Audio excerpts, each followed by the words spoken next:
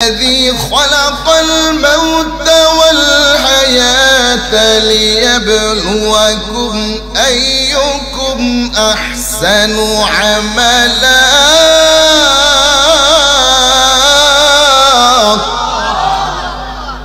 وهو العزيز الغفور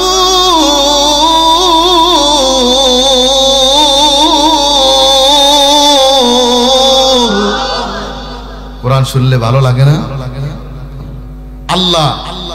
direct বলে কি الذي خلق الموت والحياة ليبلوكم أيكم أحسن عملا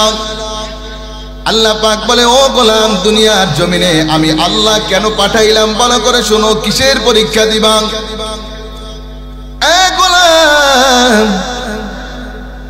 দুনিয়ার জমিনে আমি আল্লাহ তোমাদেরকে পাঠাইলাম এক কথায় যে আল্লাহ পাক যে মৃত্যু দান করবে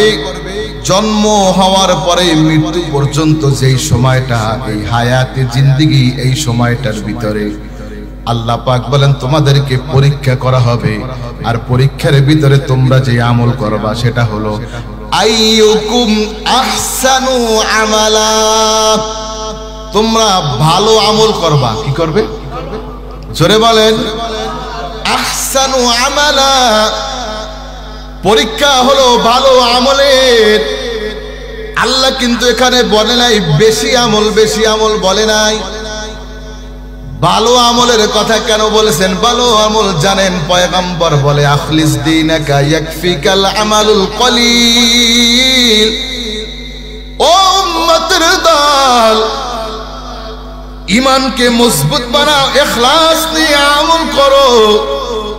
ওইটা যদি অল্প হয় এইটাই হবে নাজাতের ওসিলা সুবহানাল্লাহ এক ব্যক্তি সারা রাত তাহাজ্জুদ করছে কিন্তু নিয়ত হলো মানুষ তাকে তাহাজ্জুদ ওয়ালা বলবে কোনো লাভ নাই আরেকজন মানুষ তাহাজ্জুদের আমল করতে পারে না ইশার নামাজ জামাতে আদায় করেছে ফজরের নামাজ জামাতে আদায় করেছে আমার আল্লাহকে খুশি করার জন্য আমার আল্লাহ খুশি হয়ে তার আমল নামায় সারা রাতের ঘুমটাও ইবাদতে লিখে দিবি তাহলে আইয়ুকুম আহসানু আমালা আল্লাহ বলেন অল্প আমল করবা ভালো মানে আল্লাহর জন্য করবা কার জন্য